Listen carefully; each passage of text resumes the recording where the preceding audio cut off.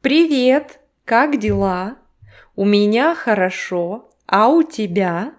Today we continue learning Russian phrases and I will teach you how to say thank you in Russian.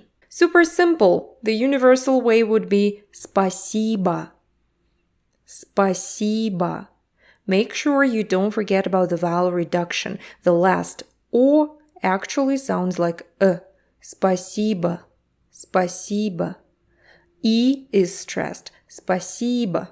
So the first and last syllable are almost unheard. Спасибо. Спасибо. You kind of swallow them. To say thank you very much, in Russian we would use the form big thanks. Большое literally means big. Большое спасибо. Again, vowel reduction.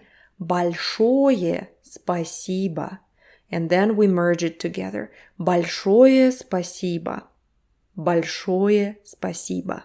There are very many other ways of saying thank you in Russian, but for beginners, these two will do it.